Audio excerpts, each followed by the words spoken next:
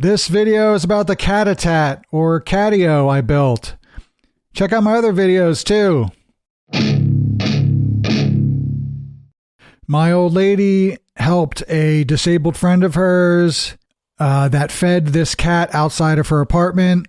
The goal was to do a trap neuter release. After the cat was trapped and neutered, she brought this cat back to the apartment complex, and before he was released, the landlord came outside and said, if you release this cat back into the area, I'm going to poison it. So back in the truck he went, and he has been with us ever since. So to have him enjoy the rest of his life, I built him this CATIO. He's probably been an outside cat his entire life, but we didn't want to leave him to stray around outside in our woods and kill 1 million birds. We like the birds. So I built him this thing so he could kind of enjoy being outside. He could still watch birds and squirrels and get some fresh air. I just built the bottom frame, so I had something easy to move back and forth while I got a level spot on this hill.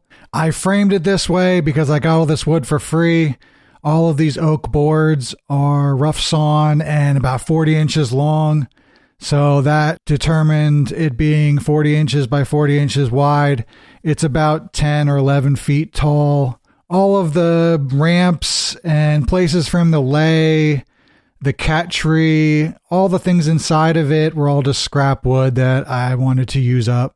Used an old hinge off of a door, so there could be a hatch for me to open and close. What's great about this CATIO is I can lock him outside in his CATIO and then open the garage door and take things in and out or whatever, and he won't get free. The hatch also is a ramp for him to walk on when it is open. He gets up to that ramp by walking up steps that go to a loft over top of the garage door that I built. He can climb through one of the steps, walk on the ramp, go through the hole in the wall, and then follow this ramp.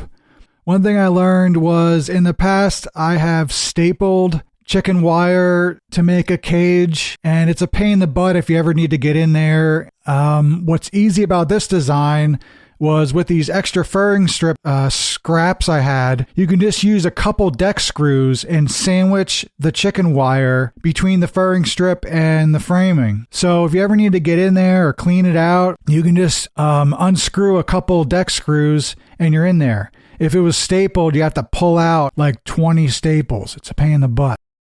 That's about it. It was really fun to build. I love building these things. Everything doesn't have to be perfectly straight or plumb or level, and he really seems to enjoy it. Thanks for checking it out. You should build your cat one of these things too. They would love it. Subscribe.